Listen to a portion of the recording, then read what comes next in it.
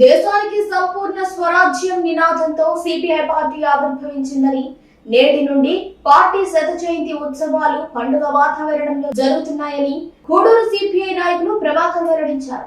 CPI party ఆవిర్భావ దినోత్సవం సందర్భంగా గూడూరు పట్టణంలోని పార్టీ కార్యాలయం వద్ద మరియు పాత బస్టాండ్ వద్ద పార్టీ జెండాను నాయకులు ఎగురవేశారు. సిపిఐ జిల్లా కార్యదర్శి ప్రభాకర్ మాట్లాడుతూ, సంపూర్ణ స్వతంత్ర నినాదంతో 1925వ సంవత్సరం డిసెంబర్ 26న పార్టీ ఆవిర్భవించిందని, ఈ 100 సంవత్సరాల్లో ప్రజా సమస్యలపై అనేక పోరాటాలు చేసిందని గుర్తు చేశారు. నేటి పాలకులు ప్రజా వ్యతిరేక విధానాలు అవలంబిస్తున్నారని, వాటిపై కమ్యూనిస్ట్ పార్టీ పోరాటం చేస్తుందని ప్రజలందరి మద్దతు తెలియజేయాలని కోరారు. ఈ కార్యక్రమంలో నాయకులు కాళేశ, చంద్రయ్య, శశి, నారాయణ, రమేష్, మస్తాన్, రాఘవులు తదితరులు పాల్గొన్నారు.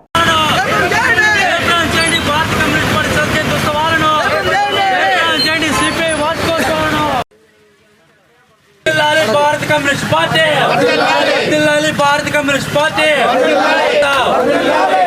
मार्क्सिज्म लेनिनिज्म, सीपीआई,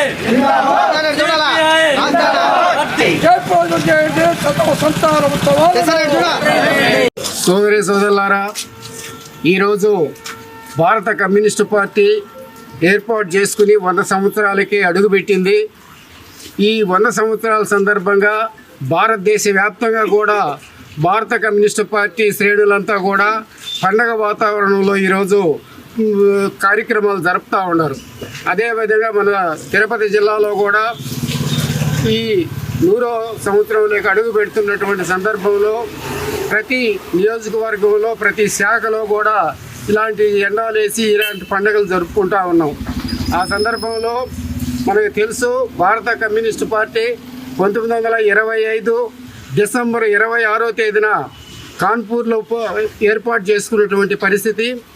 ఆ రోజు నుంచి కూడా ఈ 1925వ సంవత్సరం నుంచి కూడా భారతదేశ స్వతంత్రం కోసం సంపూర్ణ స్వతంత్రం కావాలని చెప్పి నినాదం ఇచ్చి ఎన్నో పోరాటాలు చేసినటువంటి చరిత్ర భారత కమ్యూనిస్టు పార్టీది. అదేవిధంగా 40 ఏళ్ళు స్వతంత్రం వచ్చిన తర్వాత తెలంగాణ సాయుధ పోరాటంలో అనేక పోరాటాలు జరిగాయి.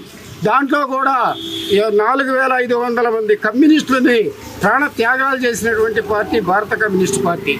అదేవిధంగా అక్కడ 10 లక్షల ఎకరాలని అక్కడ పేదవాళ్ళకి పంచిన చరిత్ర భారత కమ్యూనిస్టు పార్టీకి ఉంది.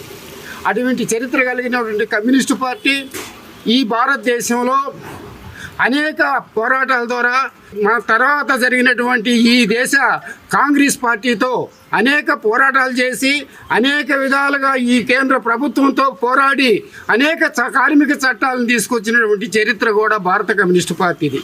ఆ విధంగా ఎన్నో పోరాటాలు చేసినటువంటి చరిత్ర కలిగినటువంటి కమ్యూనిస్టు పార్టీ ఇవాళ ఇంకా ఇప్పుడున్నటువంటి ఈ విధానాలు చూస్తున్నాం.